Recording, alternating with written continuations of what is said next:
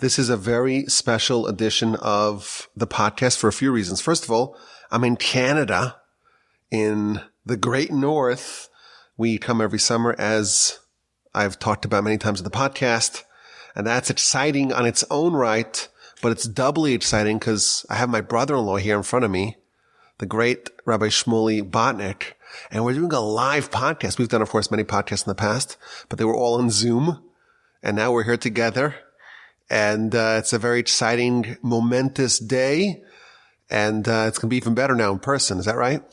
Well, not really. I mean, if I get intimidated of Rabbi Wolbe over Zoom, all the more so in person. So I'm really quaking in my boots here, terrified of Rabbi Wolbe's prodigious genius. And I'm just praying that I'll wing it and I'll do the best. No, continue about the prodigious genius. Talk more about that. Now, but in all seriousness, we were doing every month a podcast, and the last couple of months we had a technical snafu, and hopefully that has been satisfactorily resolved, and we'll get back to that, please God. We also have some other podcasts planned in the next couple of weeks, so looking forward to that. But today we'll do a special edition, and that's an exploration of the Torah commentary of the Ohr HaChaim. So Ohr is light, and Chaim is life. There's a commentary called Ohr HaChaim, the light of life. And this is one of the most unique, celebrated, sprawling, and vast commentaries on the Torah. It's written by Rabbi Chaim ibn Attar. He was born in Morocco, 1696, passed away in Jerusalem on the 15th day of Tammuz, 1743. And if you look at the Jewish calendar, the day that this podcast is going to be released is also the 15th day of Tammuz, exactly 280 years to the day after his passing. And we have an ancient custom that tells us that on the day that someone passes the yartzeit, it's a day when their influence is more present and palpable in the world. And if you want to connect to one of the great sages, one of the great righteous people, one of the great scholars of yore, to study their Torah and to study their works on the day of their passing, it's a special day and auspicious time to really connect to these great sages and to absorb some of their influence. And as a result, Rabbi Botnick had an idea to share with the podcast, to curate perhaps some beautiful pieces of the Ohr HaChaim and his commentary on the Torah, and to get a sense of the flavor and the style and the brilliance of this incredible commentary. And it's something to study and to appreciate on his yartzeit. So I'm here like almost as a spectator. I'm here just to observe. You didn't share with me what you plan on talking about. So I'm coming in blind, but I'll serve almost as like the show observer. You know, I'll here be representing the audience. If there's anything that you say that maybe we'll give some clarification, or if you throw in some word in Yiddish or Hebrew, I'll try to translate that. I'm like the scaffolding here. I think you're going to have to translate my English as well. I want to just jump in with a few thoughts. Okay, let's go. And that is that there's something unique about the Ohr HaChaim as it pertains to his yartzeit in particular. And that is, so I lived in Israel, as did you, and I recall, there's obviously many, many thousands of great tzaddikim who are buried in Israel, the Ohr HaChaim being just one of them. And for some reason, there's just this mass pilgrimage to his gravesite on his yartzeit, which is really now, right? In Israel, they're 7 hours ahead of us. So it's going on right now. We're talking about tens of thousands of people who are flocking towards Har HaZeisim, the Mount of Olives, to pray by his tomb. So it really is something special. There's really something very special about the Ohr HaChaim. And that's why I'm really excited to be able to share some of his Torah. Yeah, and let's talk about the school as well. But just before we get started here, you told me that there is, I was thinking, how do I translate the word skula?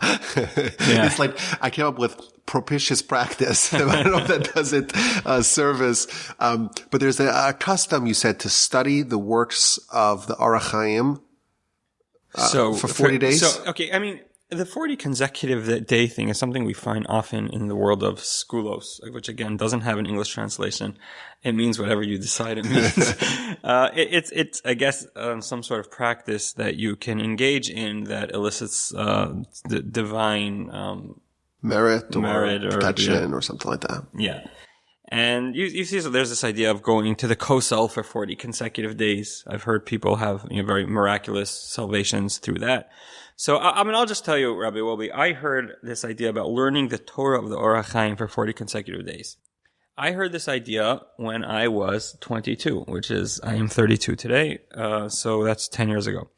And I heard it in the context of someone offering me advice to find my bashert. Does bashert have an English word? No. I don't think it's Hebrew either. Yeah.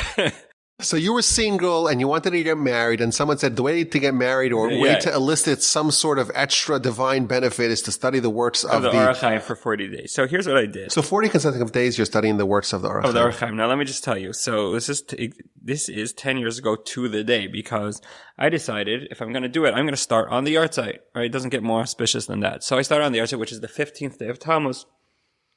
All right, so I'm going along my merry way. Every day you're studying a piece. Every day I'm studying a piece. Now, I will say, and I've heard this in regard to other skulos, is that there's no quick fixes in Judaism, right? It's not just like, wave a cat or over your head at midnight and you'll merit some sort of divine salvation. You have to really invest yourself. And I was actually working hard on it. I wasn't just like opening up an Ohr HaChaim and mumbling a couple of words. I was actually, learning through a significant sized piece and really working to understand it. And I started on the 15th day of Tammuz, going every day. Now, I'll just point out, if you count 40 days from the 15th day of Tammuz, you're going to bump into Tisha B'Av, which has an obviously technical problem because you're not supposed to learn Torah on Tisha B'Av. Right, other than Torah that's directly associated with the themes of destruction of the temple, and there are other parts of the Torah that are permitted to learn. So before going into Tisha B'Av, I looked around throughout the Sefer Ohr HaChaim, and I found actually where he expounds on a verse in Eicha, in Lamentations, which we read on Tisha B'Av. And I didn't consult with an Orthodox Jewish rabbi, but I assumed that piece would be permitted. So I studied that piece on Tisha B'Av. Anyways, the point being, so 40 days, do the math, Rabbi Wolbe, I'm not good at this. 40 days from the 15th day of Tammuz is going to land you where? Which date? 25th day of the month of Av. 25th day of the month of Av. Well, really, 24th would be the 40th day, right? But 25th would be, the day following the completion of 40 days. On the 25th day of Av, I had a date with a wonderful young girl by the name of Malka Florence, the sister of a woman whose name was Chaya Wolbe at that point. And the rest is history, as they say. And the crazy thing is I completely was not even involved in really scheduling that date, as you know. So what you started studying, someone said, hey, you want to get married, you want to be a really nice, lovely, young Jewish lady, maybe you should study the Torah of the Ohr HaChaim for 40 days, and you do it, and the day following day 40, you have your first date with your now wife, and that's 10 years ago. Exactly. And I had no idea, 25th day of Av, knowing that this was going to be the girl, but I had this sneaky suspicion. I'm like, this is too creepy. And I have a first date on the 25th day of Av, the 40th day. Do you have time for one more story? Sure. Because before we jump into, so this story is in a way even more uncanny. So your listeners may not know, and there's no reason for them to know, that I am actually a licensed attorney. Not something I'm particularly proud of, but that's just where life took me. And what happened was I was studying in Israel, and I got my bachelor's degree through the yeshivas. And it's not accredited, meaning it's not recognized by I don't know what it is, the American Accrediting Association. I just made that up, or something like that, as a legitimate bachelor's degree. It was more just basically a diploma, a certificate, just acknowledging that I had studied there for a certain amount of time. And I had applied to law school through that, and I got accepted to the University of Cincinnati.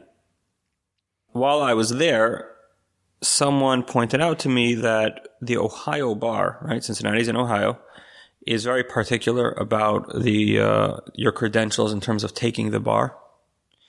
And I got really nervous about that, and I called them up and I said, look, I have this bachelor's degree. It comes from Israel. I don't know that it's recognized in the U.S. And they looked into it and they said, yeah, you're in trouble. Like, you cannot take the bar. You cannot become a licensed attorney in Ohio based on the certificate that you have. Now, of course, the law school still took your money, right? The law school is like, we're taking your money, even though it's not useful. So you have a useless undergrad degree, and you're already now deep into law school. Yeah. So I said to the fellow at the bar who I was talking to, like, so what am I supposed to do? I just moved literally across the globe to go to law school and become a lawyer. And you're essentially telling me that was all a mistake. It was all erroneous. It's not happening. I'm up against a brick wall. And they said, yeah, kind of. What you can do is you can submit a petition to the Supreme Court of Ohio, which that sounds like a lovely thing to do, right? When in your spare time, what else would you want to do other than submit a petition to the Supreme Court of Ohio? Anyways, I did that, and I was going crazy. I was calling them every single day. I'm like, did you hear from the Supreme Court yet? Did you hear from the Supreme Court yet? No, nothing pending. Your petition is pending. Anyways, comes along the yartzeit of Ohr HaChaim, right? The 15th day of Tammuz. And I am doing 40 days. I don't remember if it was, I feel like there was other things going on that I decided I'm doing 40 days for. I don't remember, but that was definitely one of the things I had in mind. And I started doing 40 days. And I'll admit, I completely lost track of the 40 days. I was just learning Ohr HaChaim at that point. I wasn't even wasn't counting days. I wasn't looking at the date. And one day I just call up the bar, as I did frequently, and I said, hi, my name is Shmuly Botnick. And the woman on the line, she gasps. And she's like, Shmuly Botnick? I'm like, yeah. She's like, I'm in the middle of drafting an email to you. Your petition to the Supreme Court was granted. You can take the bar. I'm like, that's great. And then I think it was my wife that said, do you know what day it is today? I'm like, no. It's the 25th day of Av. You just finished 40 days. And I had no idea. So that's incredible. So yes, I did take the bar in Ohio and I passed. And so there's this custom that we study the words of Ohr HaChaim for 40 days and we get salvation. It's just the Torah of this great giant, this righteous sage who is universally called Ohr HaChaim HaKadosh, right? The holy Ohr HaChaim. You study his Torah, it just has such power. All Torah has power, but this one specifically 40 days. It's been shown, it's been demonstrated, it's been documented to provide salvation. And you are a living example of that. Yeah, and I can't explain why. I do not know why that is. I've heard it said about other great sages as well. I don't know, Ohr HaChaim is not the only one. But there's this idea, for some reason, certain tzaddikim have singular capability to affect salvation, from on high. So that's what we're going to do. I hope this elicits, divine favor for myself, for Rabbi Wolbe, and for all of our listeners. Let's go. So now we're going to get a little sampling of the kind of Torah you can expect from the works of the Ohr HaChaim. And if there's a groundswell of people who say, send me an email, Rabbi Wolbe, I want to study 40 days of Ohr HaChaim. I'm in. I'm convinced. Give me the stool of the propitious practice. How do I do it? So if there's a groundswell, would you agree to maybe, accommodate? I will absolutely not do it on the 7th day of each week. Okay, not on Shabbos. Not on Shabbos. Not on Yom Tov. But if there's an interest in people who want to study Ohr HaChaim and you're willing to help them in some capacity, they should. I'm definitely open to the conversation. I've done it before. In the past. I've shared part Torah. of a WhatsApp group, a now defunct WhatsApp group, where it's titled Ohr HaChaim Yomi, every day Ohr HaChaim, and it was hosted by Rabbi Botnick. And every day you would unveil something brilliant, genius. It was 2, 3, 4, 5 minutes, but you did it for 40 days. Is that right? That was the idea. Then it went on indefinitely. But yeah, and at some point I just petered out. I will say this, that you asked me if this is a sampling of the kind of Torah you were going to expect. Sort of, not exactly, because the Ohr HaChaim is uniquely diverse in his style. You'll find pieces from the Ohr HaChaim which are extremely technical, very halachic. You'll find other pieces that are very Kabbalistic, way above my head. You'll find very textual pieces which are just like going through like nitty gritty grammar kind of discussions. And then you'll find, which I would say maybe is 30 or 40% of his work, which is what I'm going to share today, which is very beautiful ideas that can be gleaned from the verses, things that can be applied practically. Yeah, and they're beautiful ideas, but they're very much rooted in the text, right? He always starts off with the actual text and says, okay, he notices the text, he examines it, and he asks some incisive questions, and he uses that to build a beautiful idea, which is an idea that's broadly applicable not just to that verse, but to our lives and to elsewhere in the Torah as well. Exactly. Yeah, it is almost always very Listen, much. This is one of the greatest commentaries. Even though he's relatively modern, he's only 280 years old, but it's just you'll find it in every copy of what I call a teacher's edition of the Chumash. Yeah. It's everywhere. So this is the one that does not need our approval, but let's get a sense of some of the ideas that we can find curated from his commentary on the Torah. Okay, so let's jump into it. So I just chose at random kind of a few pieces, and I hope you like them. I certainly do. We're going to start with a few pieces on Shabbos. Okay, Shabbos is a very universal concept, very relatable.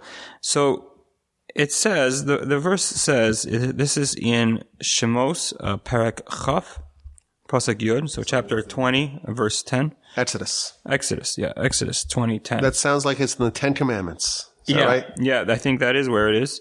And over there it's discussing Shabbos, because Shabbos is one of the Ten Commandments. And in describing why one should observe Shabbos, the verse says, right? For it's 6 days God created the heaven and the earth, and on the seventh day he rested. All right, that sounds simple enough. Now, but again, like you mentioned, he's very textual, right? And if you look at the text, the exact wording, there is something a little obscure, because if you were to translate the words literally, it says, God created, God created 6 days. Now, how do you explain it? God created 6 days? It means the verse is saying that God created the world, the heavens, the earth, the land, everything that's in it, the seas, in 6 days. But the way the verse is structured doesn't say b'sheshes yamim, right? That's what it would say, in 6 days, right? Is that the question? Yeah, it sounds like it sounds like this. It sounds God created 6 days, period. Ki sheishes yamim asa Hashem. For 6 days, God made. That's how it translates, right? Not in 6 days. Is that the question? Right. Yes. Okay. I think that is the question. I mean, you'll figure out the question based on the answer. Okay. His answer is like this: that God created when God created the world, he created a world that could only exist for 6 days. Okay? This was a 6-day, this was a 6-day creation. Could not survive beyond 6 days. He says what happened was then Shabbos came along, and the spiritual energy of Shabbos reinvigorated creation, allowing for another 6 days to exist. So it's an amazing idea, meaning what God created was only 6 days, and then he brought this idea of Shabbos into the world, which allows another 6 days. So, and that pattern follows throughout all of time. So like I feel like, I don't know, do you have this, or will be like as Shabbos enters, you're just like completely exhausted. It happens every single week. No matter how much I may have slept on Thursday night, comes Friday night and I'm exhausted. And it's maybe just like reflecting this reality, whereas like the world. God created a 6-day universe. Exactly. That's it. Wow. That's unbelievable. You're right. Yeah. And the world is like exhausted once it hits the end of the 6 days. The world has depleted its vitality. Exactly. Over 6 days. And then it becomes re-energized through Shabbos. So that's an entirely different viewpoint of what Shabbos is. It's not simply a day of rest, relaxation to go back to the grind and the rat race of the week. It actually bestows life. It begets life, so to speak, and vitality. The Almighty implanted within Shabbos the power to infuse the world with a new Genesis, with a new Genesis that shall last 6 days, and so on. Exactly. You see, I never heard this before. You never heard this before? This is unbelievable. Oh, wow, yes. This is unbelievable. Okay, great. Well, all right, so should we move along? I have some more on Shabbos. You just like drop a bomb and you want to go on to the next one. No, okay. I love we it. can discuss this. No, this is great. This is unbelievable. Yeah, this is actually, I think, from the more well-known pieces. I've heard it elsewhere, but the Ohr HaChaim actually mentions it in a few places. It sounds like he likes this piece. You're highlighting my ignorance. No. This is a beautiful piece. So this is an entirely different viewpoint of what Shabbos is. Again, like we think that Shabbos is that tells us also that Shabbos is not just the end cap of the previous week. It's also the vitality for the next week. Exactly. Right? It's like the impetus for the next week's functionality. That's what allows. Absent Shabbos, the world ceases to exist. Exactly. Effectively, you're saying. Exactly. Right? Exactly. Yes. Exactly. And I mean, you can add to that, the more you invest in Shabbos, right? The more diligent you are in its observance, the more energy and the more vitality the week to follow is going to have. It's an amazing thing because what he's telling us is, I'm just speculating and spitballing here. I did not know what you're talking about beforehand. This is being told to us when we're told to observe the Shabbos. Okay. So this insight that this is a 6-day world and then it ends. Oh, it comes along Shabbos. And now there's this almost artificial new universe. But you're saying, and I think that's what's implied from the context there, you're saying that our observance of Shabbos is the conduit, so to speak, that brings that life and the vitality for 6 more days. Mm-hmm. Mm-hmm. Exactly. And that makes sense because here we're being told to keep Shabbos, right? So it made sense over here for us to be told, okay, why? Why are you doing this? Because it's only a 6-day world. And God created the world, that's it. It's a 6-day world. So now, if I could ask the question, how did the world exist before we had Shabbos? That's a very interesting point. It means this goes to the idea of the 26 generations before Matan Torah, before the sign of Revelation. Right, so what were they doing? It was Kilo Olam Chazda. It was the world was subsisting solely on the Almighty's kindness. But when we keep Shabbos, we're in effect benefiting the whole world with another week of life. Yep. Yeah, we are partnering in a sense with God in creation, and it leads directly into the next Ohr HaChaim. So if you don't mind, I just want to just go to the next one because it's really exactly the same point. But it's elsewhere in the Torah. So this is in Exodus 31. It's in 31:16.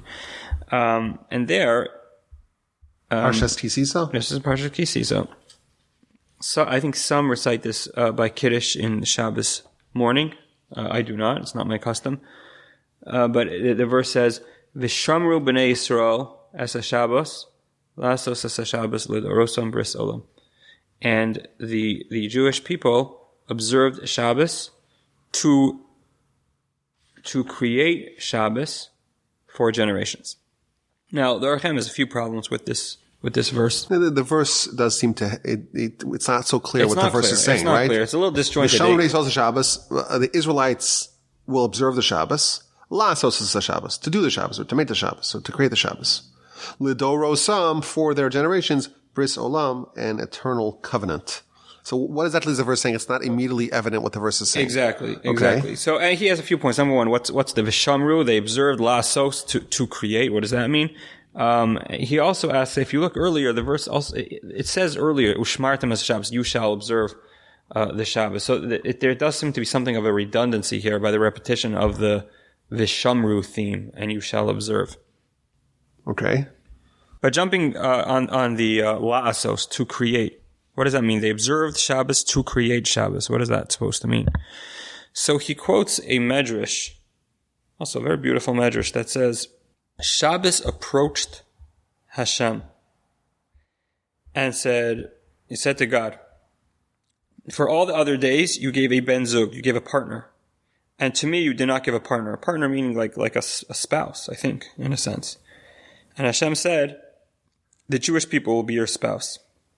So Sunday has Monday, and Tuesday has Wednesday, and Thursday has Friday. Is that how it goes? So it's that's interesting. I'm used to hearing it. Okay, that's right. So we can discuss that because there is that is the more simple way of understanding. I did hear an alternative explanation for what the matchup is, but be that as it may, each day has a partner, and Shabbos does not. And Shabbos approaches God, and God says the Jewish people will be your partner. And the Ohr HaChaim says that he doesn't go into explaining how that is, but the idea is that in other words, when you have two halves to a whole, it's only when one half meets the other half that unit is complete. So Shabbos was lacking. Shabbos was lacking something until the Jewish people came along and began to observe it. You understand, right? Shabbos wasn't complete. It was only half of a whole until the Jewish people came and filled that void. Just like a spouse, each individual unit is incomplete. They have a spouse, and now they have completion. It's the one soul is really a half a soul. Each soul is a half a soul, and come together make one soul. Similarly, Shabbos is incomplete. Whatever this midrash means, Shabbos is complaining to God. I have no partner. God says, I will give you a partner. So what does that mean? It means that our observance of the Shabbos mates the Shabbos. When we observe a Shabbos, we make the Shabbos. Exactly. We make the Shabbos. And I think it... Well, this fits in with what you said earlier. Exactly. I think it fits in what we said earlier. How so? Because I guess, when we make the Shabbos, we beget vitality to the world. Right. So we're making Shabbos, and we're also, in a sense, through our observance of Shabbos, allowing for the world to continue. Yes. And as we're playing a very active role in the world's existence. Yes. And I do recall the Talmud says that when we observe Shabbos, we become partners with the Almighty in Genesis. Is that right? Yes, it does say that. Yes, it does say that. Yes, it does. We become partners with the Almighty, b'maaseh bereshis, in Genesis. Yeah, exactly. So putting that together, what that means is that we observe the Shabbos, and therefore we're God's partner. Genesis was over and done with, right? Genesis is in the past. That happened, thousands of years ago. Adam, we read the Torah. It happened a long time ago. We could discuss the age of the universe a different time. But Genesis is definitely in the past. But if every week there's a brand new Genesis, and the Almighty creates the world anew every week, right, and He creates it in the merit of Shabbos, we could be His partner because we observe the Shabbos. Excellent. Yes. So that is what the Ohr HaChaim seems to be saying, and it's very consistent. A little bit more on this. Another interpretation he says of the word vishamru. Vishamru, when I saw the Jewish people observed. So he has a very nice idea. He says we find the word vishamar in Parshas Vayeshev. Rabbi, you knew that? You just jumped on this one? No, yeah. Well, I said it once in a Parsha podcast. You said this idea? That means to anticipate? Anticipate. Yeah. Okay, wait. So we're jumping. Yeah. Okay. I heard this from my grandfather, bless him. Oh, you serious? Yeah. Oh, wow. Yeah. So this is talking about Jacob and Joseph. And Joseph has these dreams where he's going to rule over his brothers. And he foolishly, naively tells it to his brothers. The bundles bow down to me, and the sun, the moon, and 11 stars bow down to me. And he told his father, and his father berated him, right? The father says, well, Havo Navo, we're going to come bow down before you? And that was seemingly a way to kind of diffuse some of the tension, right? But the verse ends, Aviv shamar es hadavar, and his father preserved, shamar, like for shamru, to guard, to observe. He guarded it, he preserved it. And then Rashi there says, what does it mean to guard? He guarded this thing, is that he anticipated it. He said, when is it going to happen? I mean, even though he outwardly kind of disdained it and said, it's not real, it's not going to happen, but that was just a show to kind of quiet the anger of the brothers, but really he did have this feeling that maybe it's going to come, and he was anticipating that. And that's shamar. Yeah. Sorry, I stole your thunder. No, it's not my thunder. I mean, I'm glad that your grandfather... This is what my grandfather used to say. What does it mean to be... I guess that comes from over here. This is an earlier source. But my grandfather used to tell us that to be shomer Torah, to observe the Torah, to observe Shabbos, it means not just to follow all the laws like you're programmed like a little android, but it means to actually anticipate it. Anticipate it, right? Yeah. So every day you wake up. Is that what he says? That is exactly what he says. And how to apply that practically, I mean, I think that's very doable, right? I mean, it means that we don't look at Torah and mitzvahs as just a bunch of burdens. Oh, listen, I don't want to burn in hell, and I believe it's true, and it's been proven to me, and what do I have to, okay, fine, I'm handcuffed, I have to do it, or else I'm going to suffer in purgatory. Like, that is following the law, but that's not really what Hashem wants of us. He wants us to embrace it and see the beauty of it and to engage with it and connect with it and to anticipate it and to find joy in it. Exactly. And I mean, you find that in Shabbos in particular, right? We know from the Talmud that, Hillel, right? The great sage Hillel used to go to the store every day and he would buy a cow for Shabbos. You go Sunday, buy a cow for Shabbos. Next day, you would see a nicer one. You'd buy the nicer one for Shabbos. He's always thinking about Shabbos. So, you go to the supermarket and you find something they don't usually have in stock. Like you can either say, oh, great, we'll have this for dinner tonight. Or you could say, let me buy this now, and save it for Shabbos. And that's really what V'shamru b'nei Yisrael Shabbos means. We should always be thinking about and anticipating Shabbos. So that's another interpretation. And finally, back to the word la'asos, right? La'asos, to create Shabbos, right? They observe Shabbos to create Shabbos. So we said before, the Ohr HaChaim said that what that meant was to partner with Shabbos as its spouse, to share in a spousal relationship. He says here a more halachic, a more technical interpretation, but I think we could maybe expound on it and understand it on a deeper level as well. There's an idea of Tosfos Shabbos. Rabbi, do you want to maybe give a brief explanation of what that is? It means to add to Shabbos, which means that Shabbos, like any day, it's 24 hours. So when does it start? There's a point when it starts and the point exactly 24 hours later when it ends. But Tosfos Shabbos means to add a little margin to Shabbos on either side. So on Friday, we light the candles 18 minutes before sundown. And sundown is really the earliest moment that it can be considered the following day. But we don't just say we'll wait till sundown. We start 18 minutes beforehand. And then the following day, we don't wait till sundown. We wait till it's already, the stars are out. So it ends up being, a half hour or so on either side, to make it really 25 or 26 hours long. And that's the obligation to add on to Shabbos. Not just to subsist with the actual day of Shabbos, but to take some of Friday and to make it Shabbos, and to take some of Sunday really, and to add that, to appendage that to Shabbos, at the end of Shabbos. Right. So it's an incredible capability of ours that we can, Shabbos you would think is absolute. I mean, time is absolute. We can't 24 hours is 24 hours. I can't add on to Tuesday, right? Can't say now it's Monday night, but I'm going to make it Tuesday night beginning an hour earlier, right? It doesn't work that way. But somehow with Shabbos it does, and it does with Yom Tov as well. And the Ohr HaChaim just says that that's what means La'asos Shabbos, that you should participate in creating Shabbos because it's not absolute. You could actually create an hour's worth of time that would have been considered just a regular mundane Friday, can be elevated and transformed into the sanctity of Shabbos.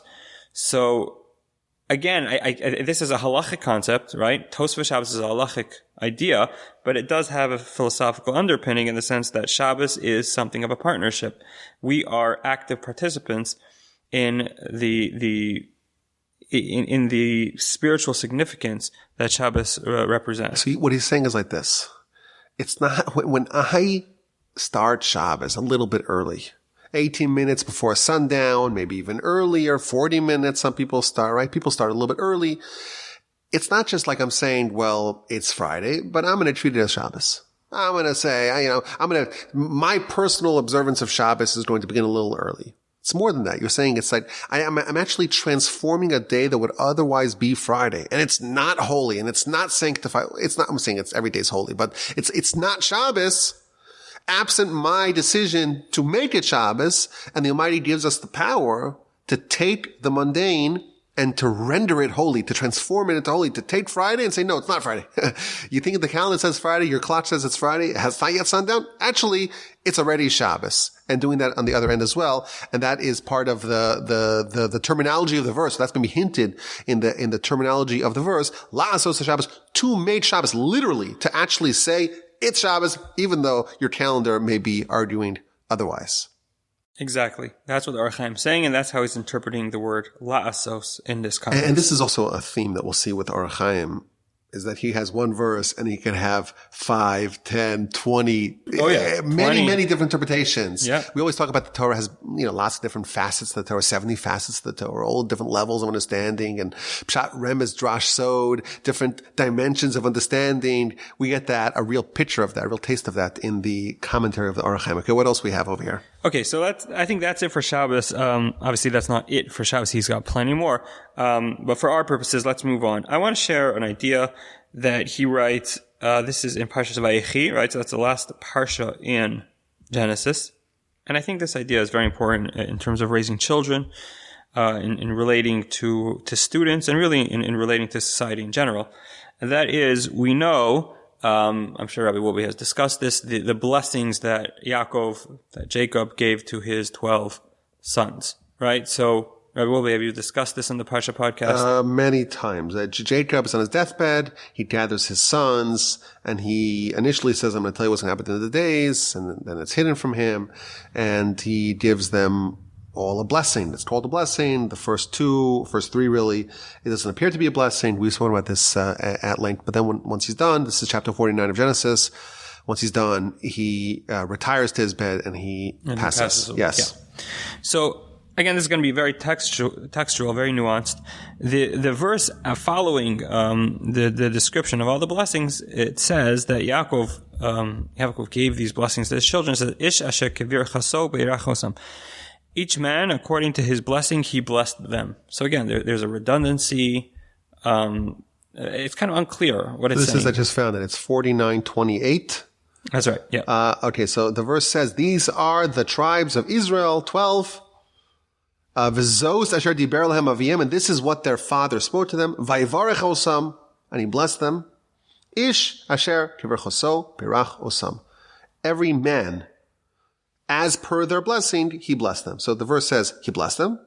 As per their blessing, he blessed them. So it says, is that what he focuses on? Yeah. The three times it says the word vayivarech, tibrachaso, beirach. So obviously there's a lot of redundancy in this verse where it says that he blessed them, and he blessed them as per the blessing, he blessed them. Yeah. And then, so this is what he says. He says a very beautiful idea. He said, can I just read you the Hebrew just because it's really beautiful? He says, Pirish haroi loy kifi bechinas neshmaso, ukifi maisav. He says like this: each of Yaakov's 10 children, 12 children, and really each human being in the world. His sons. He had daughters. His sons. Each of his 12 sons. But this really applies to every single human being on planet Earth, has their own unique capabilities, their own talents, their own destiny. He said what Yaakov did, right, when he gave these blessings, he said he did not just give a generic blessing. He didn't look at Reuven and say, be a great guy. He didn't look at Reuven and say, be a great soccer player. He looked at Reuven and he saw who Reuven really was, what his essence was. And he blessed that. And he said, whatever you are inherently, that should be successful. Right? So, Ish asher kivir chaso means each according to his blessing, meaning not the blessing that Yaakov had just bestowed. Meaning according to his inherent blessing, his God-given blessing that he has, what Yaakov's blessing in turn was that whatever gifts God gave you should be realized and should be maximized in terms of their potential. Am I being clear, Rabbi Wolbe? This is beautiful. The verse says he blessed them. Who's he? Jacob blessed them. As per their blessing, it's not the blessing that Jacob gave.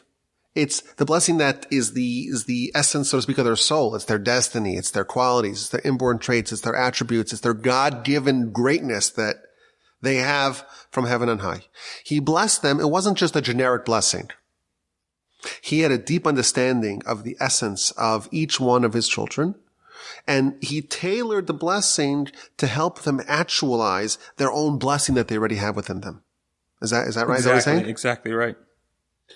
I just pulled it up here on my computer, this piece. It's beautiful. I gotta just read some of the words, just any of our listeners understand Hebrew. It says, Ki yesh lecha ladas, ki anefashos kol yesh la... Kol achas. Oh, kol achas is missing a word. Yesh la bechinas hamayla. Every single soul has its own unique attribute. Yesh shamaylas kahuna, v'yesh malchus, v'yesh keser Torah, v'yesh gvur, v'yesh osher, v'yesh hatzlacha. Right? So every soul has its own dimension, its own greatness, its own special character. Some of them it's kahuna, it's priesthood. Some of them it's malchus, it's monarchy. Keser Torah, which is the crown of Torah. Gvura, which is might. Osher is wealth. And hatzlacha, which is success. So every soul comes from a different place. We talk about the idea of the soul of Adam being broken up into different parts, and everyone has a different part of the soul of Adam, and the times of the Ikvas and the Mashiach, of the heels, the footsteps of Messiah, all the souls are the lowest souls, whereas, what do they say? That some souls come from the right side and some come from the left side. You know all this stuff. Yeah, that's really deep stuff. So every soul is different, and every soul has different qualities. And all that, of course, it's all tailored for what you're here to do, right? You're here to do not just generic responsibilities. It might doesn't expect you to be just generic in who you are, but to be special in a way that matches the kind of soul that you have. What do they say? They say that, God doesn't want me to be Abraham because he already had an Abraham. Exactly. That mission's done, right? Exactly. Right. Right, but forget about Abraham. I mean, that's extreme. It's more like God doesn't want me to be my brother, doesn't want me to be my neighbor, right? He just wants me to be me, but he wants me to be the best me possible. And that's exactly what the Ohr HaChaim is saying, right? That's what Yaakov's blessing was. He says to each one of his sons, you be the best you that you can possibly be. So this really flies in the face of this whole idea of equality, right? There's no equality here. Reuven is told, you are different than everyone else. You are unique, one of a kind, and I'm going to direct you in the proper way. And you're not supposed to be the Kohen. You're not supposed to be the king. You're supposed to not have those things. That's not fitting what your soul is. So don't go on the path, even though it seems like it's enticing, it's tantalizing to have that, to want to have more and to want to have more prominence and distinction. But for you, it's not the right thing. And therefore, Jacob, with his sense, obviously his prophetic sense, his prophetic vision into the soul of all of his sons, he was able to say, okay, no, I'm going to pull you out of this path that's the wrong path for you and place you somewhere else. And there is no equality amongst his sons. They are all equal in that they all need to do 100% of what their mission is, but their mission is, every one of them is bespoke and different. Yes, but there's a critical addendum, which is the next Ohr HaChaim, right, the next one over, because the verse ends, Ish asher kivyochaso, if you want to read it, Rabbi, will be in English. Yes. Beirach osam, he blessed them. So again, there is a discrepancy there, right? So it switches from individual to plural, to the plural, right? Each man, according to his blessing, he blessed them, right? Just say he blessed him. Right? Okay, I didn't notice that. So the verse tells us that he's blessing his 12 sons, vayivarach osam, and he blessed them, and that's plural. And then ish asher kiber chaso, that's the middle part. Every man, every individual, as per his individual blessing. And then it ends back to the plural, berach osam, he blessed them. Okay. Right. So it's strange. So here he says something so important. And he says that no, when each individual is the best person they independently can be, it benefits all of society. So the way for me to contribute to society is by me being the best me. And again, I can read this to you in Hebrew because it's so beautiful. He says, "V'chein k'sheyarbe mailas echad v'shifa b'hadragaso l'chol echav yagiu gamkein miktas davar." When a person maximizes his potential, his unique skill set, then all of his brothers will benefit from that. So I think there's a really deep idea here. You're given some talents, some abilities that are unique to you and me to me and everyone to themselves. And I may say, well, I really want to have Rabbi Botnick's brain and his handsome, good looks. That's what I want. It's not fair. Why was I stuck with my mission? You can have him, Rabbi Wolbe. Never, no. You don't give up those things. Right? It feels unfair.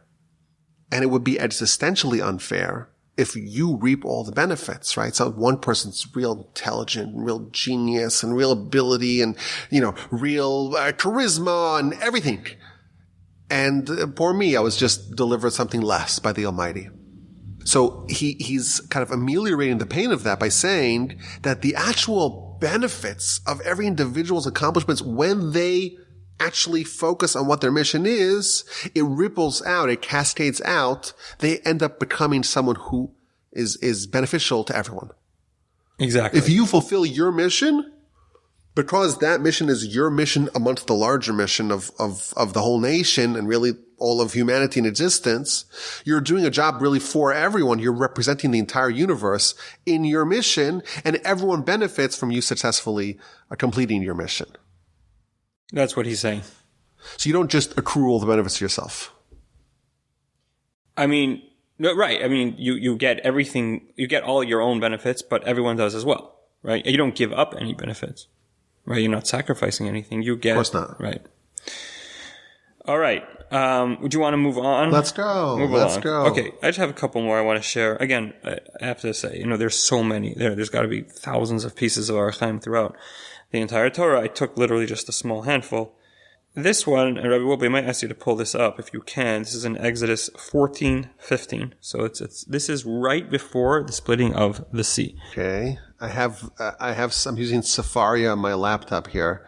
So let me pull it up here. This is the reason I'm asking you is because this is 14:15? Yeah, 14:15. It's a kind of a longer one, but I want to just pull out a few. Vayomer Hashem Moshe ma titzak elai. Yeah. You want to continue reading the verse? Daber el bnei Yisrael v'yisrael. I love this verse. So why don't you go ahead and give some background? Some background. Okay, this is the Jewish people that left, and it's great. And 7 days later, Pharaoh is not pursuing. It's got the 600 chariots, and they're cornered, and they're surrounded, and they're gonna be smashed, right? That's what they're all terrified. And they cry to Moshe, are there insufficient graves in Egypt? That's always the Jewish humor started here. Are there not enough graves in Egypt? You have to bring us here to die? That was a little bit earlier, right? That's in, where is that? That's in verse 11, right? So they're surrounded and they're trapped and they have nowhere to go, backs up against the water. And they tell Moshe, are there insufficient graves in Egypt? You brought us here to die? And this is what we told you. It's enough. Why are you getting involved? And Moshe tries to calm them down. Don't worry. God will fight for you. You just be quiet. And then God tells Moshe, why are you crying to me? Tell the nation and they shall move. They should go forward. They should advance. And Rashi there says Moshe was praying. It's not the right time to pray or not the right time. We spoke about this in other podcasts that there's different types of prayer and it was inappropriate for him to do that type of prayer at this particular junction. Okay. So what does the Ohr HaChaim say? So the Ohr HaChaim, he begins by asking really that question, which is, what does it mean? Ma tetzeka, like, why are you yelling at me? I mean, so the question is, ulamol mi yitzak lo laHashem elokav. I mean, when you're in trouble, what do you do? What else should you do other than cry out to God, right? That's what we're told to do. Moshe is told that it's inappropriate for you to pray. What are you doing? Why are you praying? What do you mean what I'm doing? What do we do when we're surrounded by enemies and we're about to be slaughtered? Exactly, by enemies or an ocean. And then the next thing God says is, don't stop yelling at me, speak to the people, v'yisdaber el miso, and travel. So like, what's the continuum? You shouldn't be yelling at me, you should be traveling. Where should I be traveling? I mean, right, the sea had not yet split. So there's no really understanding of how and where I should be traveling. So here he answers both questions as follows, which is like this. He quotes a medrash, which is it's the disturbing medrash, and maybe this could be material for a future podcast. But it says that when the Jewish people reached the sea, the Red Sea, so they were in trouble, obviously, right? They were cornered from all sides. It was a real checkmate, and there was this war going on in heaven between the defending angels and the prosecutorial angels. The prosecution was arguing that the Jewish people do not deserve to be saved, and I think the term it uses there is ma elu of the avodah zarah af elu of the avodah zarah, which is just like the Egyptians are idolaters, so too the Jewish people are idolaters. Now I don't know exactly what that means, that they're claiming the Jewish people to be idolaters. Rabbi, do we know that the Jewish people succumb to idolatry in Egypt? We know that they they were behaviorally indistinguishable from their Egyptian neighbors. We know that. So I mean, we know that they sunk very low in terms of idolatry. Their spiritual performance was on so down. We have two groups of people, two nations, the Egyptians and the Jews, and they're both idolaters. So why are we doing a great miracle to save that's what the angels in heaven are saying. Why are we doing this great miracle to save the Jews and to condemn, to destroy the Egyptians? They're the same. So he says something, the Ohr HaChaim, which is, again, this is heightened stuff. This is not something I can profess to fully understand. But he says that there's this idea that, when there's a prosecution out in heaven, God takes that very seriously. It's not right. There's a real setup in heaven where God has to take into consideration both sides to the argument. It's think of it as a court case, right? The judge doesn't have the license to just say, prosecution, I like this guy, I'm just going to quit him no matter what you say, right? You have to take both sides of the argument into consideration. So what God is saying to Moshe, says the Ohr HaChaim, was, look, they have a very strong argument. Their argument is that you guys messed up and you are not eligible for this kind of salvation. Okay? So Matitzeka, why are you yelling at me? Right now, prayer is not going to help. You need something more. You know what you need to do? You need to prove the prosecution wrong. You need to show them that you are different. That you are different and that you are entirely subservient to me. And that any idolatry you may have committed is all superficial. It's just incidental. It is incidental. It's superficial. So how are you going to do that? Here's what you're going to do. You're going to do something completely radical. You're going to walk into the sea. Why? Because I told you to. That's why. And if you're going to walk into the sea on my say-so, then you just disproved the prosecution and you'll be saved. So that's the continuum of the verse. Matitzek, what are you screaming at me for? That's not what's going to help. What's going to help right now is by showing me and showing all of the angels that you are completely committed to me and to the service of God. I just pulled it up. I'm saying the words that he uses are very intense, right? Matitzek pirish. Okay, this is, he's explaining the words. Why are you crying out to me? The explanation is, Ki ein hadavar tola biyadi. It's not in my hands. Yeah, there's a court case here. It's intense. You're petitioning the judge, but the judge is saying, we're dealing with the evidence here. Like, what are you talking about the judge? We're dealing with the evidence here. The evidence is presented by one side, the prosecutorial side, and they're making a very good argument. We have to address the merit of the case. The actual merits say that you are idolaters. Prove them wrong by go marching into the sea. Exactly. I like this idea of both ends are beautiful. So first of all, it explains the continuity of the verse, right? Right, exactly. But both ends are beautiful. This idea that we think that in heaven, things are much more pliable. In this world, oh no! I always make the joke that I wrote about this in my book as well. Like, when you see a red light, it's a red light. Oh no! You got to make sure that you observe it. But if it's a red light that the Almighty places, it's some restriction the Almighty places. Well, He understands, and we know. If there's a red light and there's a cop right behind you, no one's going through, right? Because it's real. But the Almighty and in heaven and the spiritual world, the soul, all that is much more malleable. It's more maneuverable. We hit this room. We know. We can work things out. So here what it's saying, no, it's like, Moshe, you're praying to God, but that's not the actual point of contention. I'm on your side. There's a court case here, and you have to engage with the evidence and the merits of the case. That's a beautiful thing. Number one. Number two, to display a zeal and recklessness in commission of the Almighty's will, and say, I'm going to jump into the water. That's the opposite of idolatry. Exactly. How do you like that? That's Remember we were talking last night about this. What was that? About the zealotry of Pinchas. Right. Because that's it's the exact opposite of idolatry. That's what he's saying, right? Yeah, exactly. Right. When someone's willing to risk their lives, sacrifice themselves, jump into the water, and we think the water was like, calm water. It's like, we're going snorkeling, right? The Midrash says the water was like raging. Oh, yeah. And it was suicide. It was suicide. But they were willing to endanger their lives. And that is the actual, disproof of their idolatry. Wow. Beautiful. I mean, but to play practically, I'm wondering, I don't know, you'll tell me or we will be, is I think, right, we all have things that we need to pray for.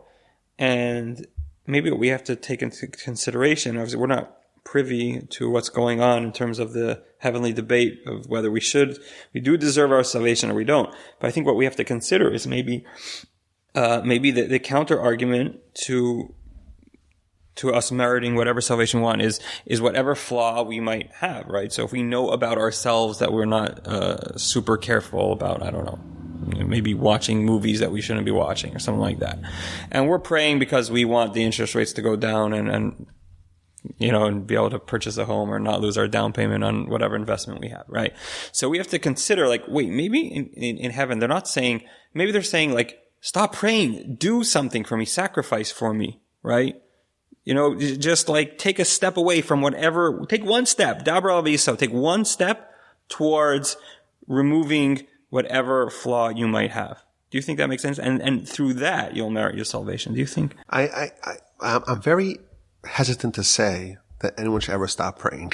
But maybe, like the Talmud says, that you need both. Talmud always says you need both, right? You want to become rich? How do you become rich? The Talmud says. I always say that the Talmud waits to my line about this. The end of the Talmud has the proven way to get rich, guaranteed. You just have to read through it. There are 3 pages left in all of the Babylonian Talmud. 2,700 pages long.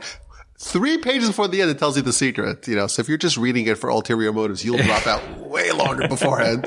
But it does say, and it says what you need to do. And then it says, well, you also have to pray. Well, which one is it? It's both. It's both. So maybe this is, why are you only crying out to me? Oh, interesting. Right. Why are you only crying out to me? You have to be able to take this step. Because he doesn't say, al titzakalai.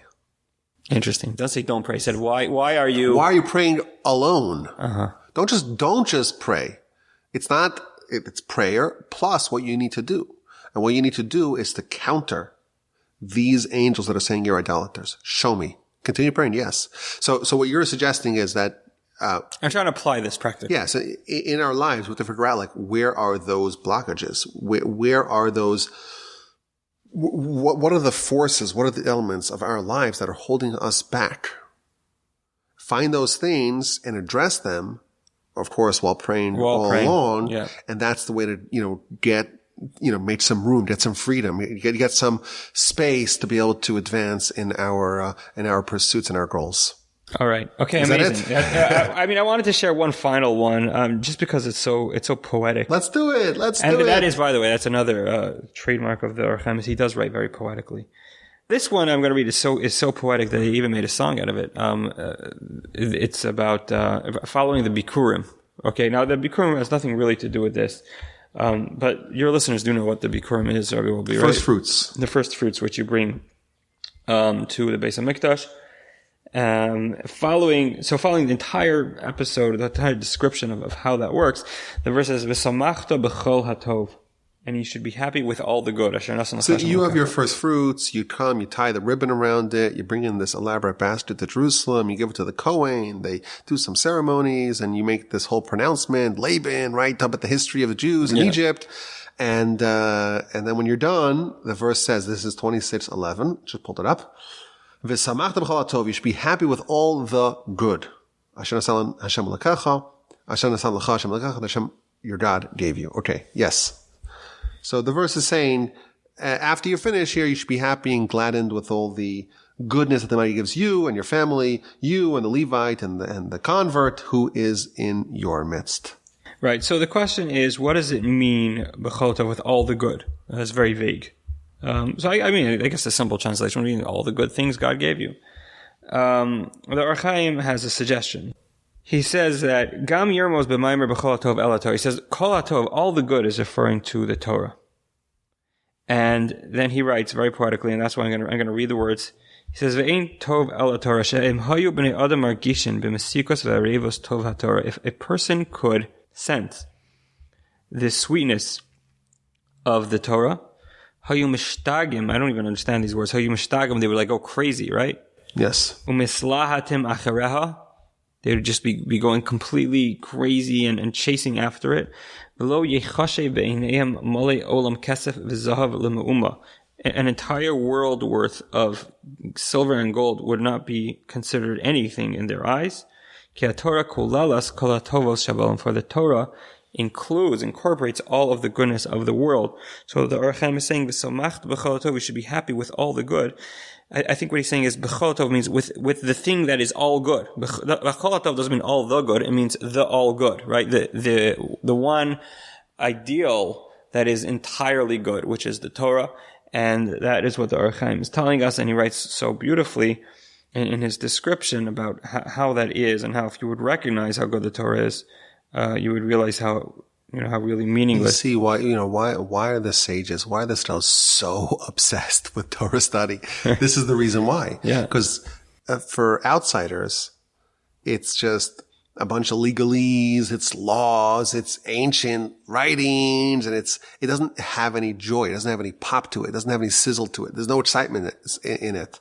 But if you could taste it, if you could feel it, if you could sense it, if you could perceive it, then you could just realize how wonderfully beautiful it is. It is the definition of good, and you'll just go crazy. And we've seen examples of people that are crazy, mad, obsessed, in love with Torah.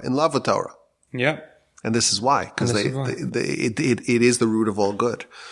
Beautiful. All right. Okay, so that's it for today. So please God, we're going to release this. Well, today's Monday afternoon. It's Monday. So tonight is the yartzeit. Tonight is the 15th day of Tammuz. We're going to release it tonight, please God. And it should be hopefully enjoyed by people on the yartzeit and beyond. And if people want to do the stula, the propitious practice, reach out to Rabbi Botnick or myself. Maybe we'll do it if there's a groundswell. There has to be a groundswell. If there's a groundswell, people are really interested, we'll do something about that. If not, that's also okay. Thank you so much, Rabbi Botnick, for this incredible podcast. I love doing podcasts with you because I don't need to prepare. You do all the work, and I get to reap all the benefits. Okay. It's just beautiful. But my email address is rabbiwolb@gmail.com and botnick.sm at Gmail, is that right? botnicksm@gmail.com. That's right. At Gmail. And please God, we're going to do another podcast sometime soon. We're together now in the summer in Canada, and now you have no excuses. Yeah. And this was wonderful, and thank you so much. All right. Thank you. All the best. Thank you, everybody.